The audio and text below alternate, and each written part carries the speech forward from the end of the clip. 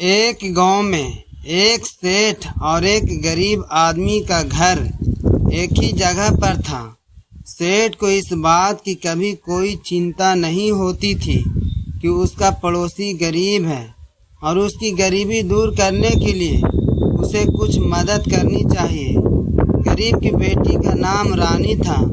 रानी अब बड़ी हो चुकी थी और उसकी शादी की उम्र हो गई थी। एक दिन गरीब आदमी सेठ के पास गया और बोला, सेठ जी, मुझे कुछ पैसे उधार चाहिए। मेरी बेटी रानी अब बड़ी हो गई है। मैं उसकी शादी करना चाहता हूँ, लेकिन मेरे पास शादी करने के लिए पैसे नहीं हैं। सेठ ने उसकी बात सुनी, लेकिन पैसे देने से मना कर दिया। गरीब आदमी निराश होकर अपने घर वापस चला गया। उसी रात सेठ के घर में एक चोर घुस आया। उस समय सेठ और उसकी पत्नी अभी सोए नहीं थे। चोर एक जगह छिपकर उनकी बातें सुनने लगा। सेठ की पत्नी ने कहा, देखते ही देखते रानी विवाह के योग हो गई है। सेठ बोला, हाँ, लड़कियां बहुत जल्दी बड़ी हो जाती हैं। पता ही नहीं चलता कि अब शादी की उम्र हो जाती है। अब रानी के पिता को उसकी शादी कर देनी चाहिए।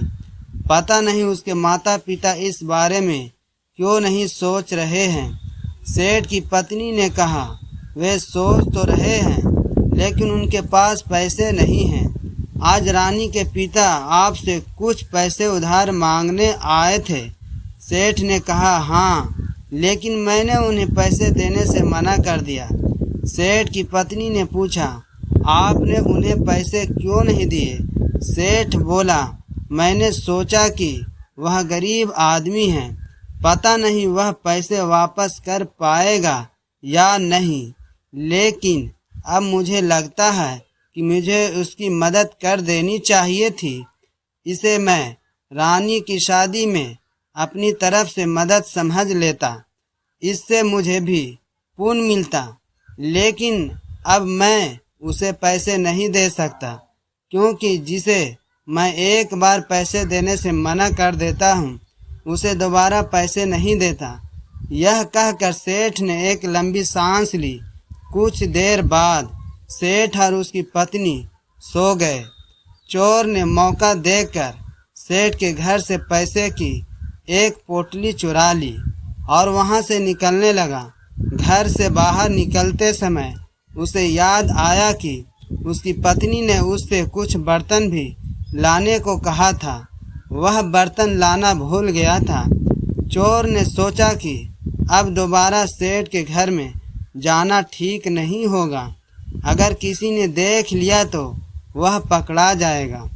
उसने सोचा, क्यों न गरीब आदमी के घर से कुछ बर्तन चुरा लूं। यह सोचकर वह गरीब के घर में बर्तन चुराने के लिए घुस गया। लेकिन गरीब के घर में भी लोग जाग रहे थे। जिस घर में बेटी की शादी की चिंता हो, उन माता पिता को भला नींद कैसे आती। चोर एक कोने में छिप गया और गरीब पति पत्नी की बातें सुनने लगा।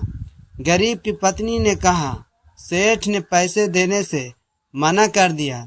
गरीब आदमी बोला, हाँ, लेकिन शायद सेठ भी अपनी जगह सही है। वह व्यापार करता है।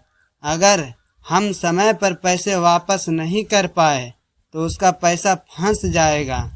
उसे भी अपने बारे में सोचना होगा। गरीब की पत्नी ने दुखी होकर कहा, लेकिन आप जानते हैं कि रानी की उम्र अब 17 साल हो चुकी है। उन साधु बाबा ने कहा था कि अगर रानी के 18 साल की होने से पहले उसकी शादी नहीं हुई तो उसकी जान को खतरा हो सकता है। रानी के 18 साल की होने में अब केवल 4 महीने बचे हैं। यह सुनकर गरीब आदमी परेशान हो गया। उसकी पत्नी रोते हुए बोली, अगर रानी की शादी नहीं हुई तो हमारी इकलौती बेटी हमें छोड़कर चली जाएगी। मैं क्या करूं? कहां से पैसे लाऊं? भगवान ने मुझे गरीब घर में पैदा किया और ऊपर से मेरी बेटी के जीवन पर भी इतना बड़ा संकट आ गया। इससे अच्छा तो भगवान मेरी जान ले लें, लेकिन मेरी बेटी को बचा लें। गरीब आदमी ने भी दुखी होकर एक लंबा सांस ली। चोर को उनकी सारी बातें सुनाई दे रही थीं। चोर मन ही मन में सोचने लगा, मैं तो अपनी मौज मस्ती के लिए चोरी करता हूँ, लेकिन इस गरीब आदमी को सच में पैसे की ज़रूरत है। अगर इसकी बेटी की शादी नहीं हुई तो उसकी जान भी जा सकती है। चोर को अपनी संतान खोने का दर्द अच्छी तरह पता था। 2 साल पहले उसके छोटे बेटे की सांप के काटने से मौत हो गई थी।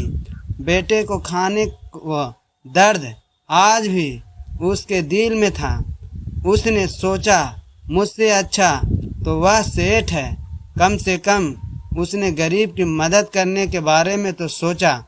मेरे पास तो किसी की मदद करने के लिए कुछ नहीं है, लेकिन आज मेरे हाथ में सेठ के चुराए हुए पैसे हैं।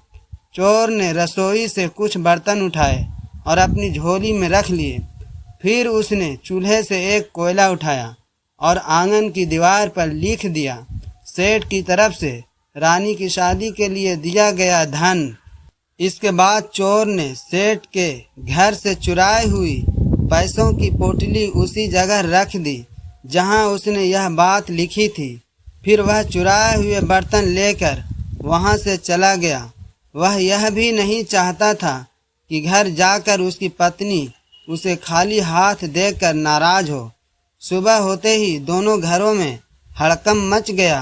सेठ के घर से पैसे चोरी हो गए थे और गरीब के घर में अचानक पैसों की पोटली मिली थी, लेकिन उनके बर्तन चोरी हो गए थे।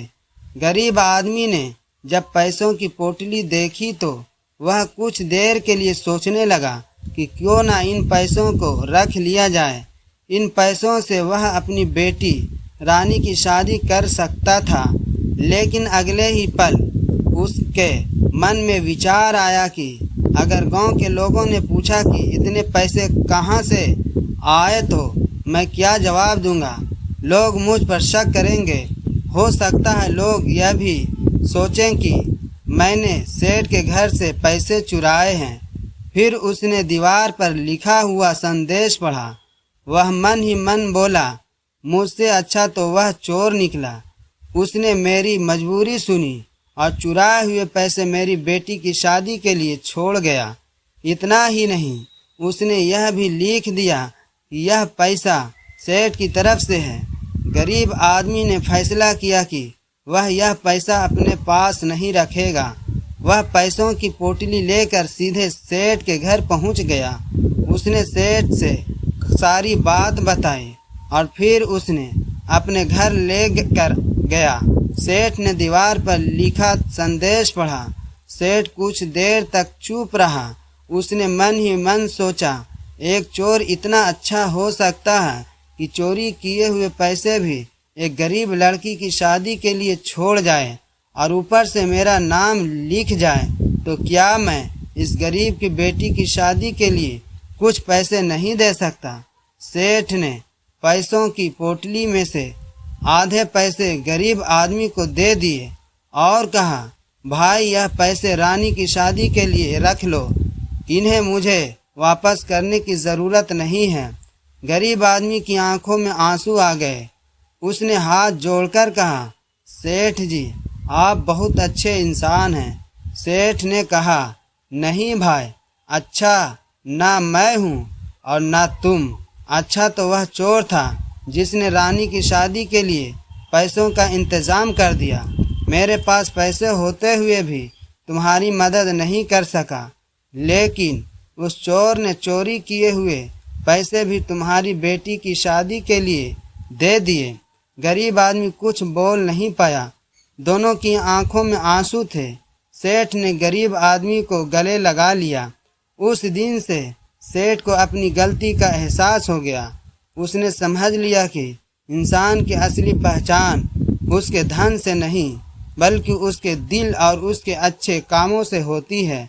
कहानी की सीख, कभी कभी इंसान को अच्छाई की सीख वहाँ से भी मिल जाती है जहाँ से वह इसकी उम्मीद नहीं करता। किसी ज़रूरतमंद की मदद करना सबसे बड़ी इंसानियत है। पैसा तभी काम आता है जब वह किसी के दुख को कम कर सके और किसी के चेहरे पर खुशी ला सके। दोस्तों, अगर आपको यह कहानी पसंद आई हो तो वीडियो को एक लाइक और शेयर ज़रूर करें। अगर आप हमारे चैनल पर पहली बार आए हैं तो चैनल को सब्सक्राइब करना ना भूलें। धन्यवाद।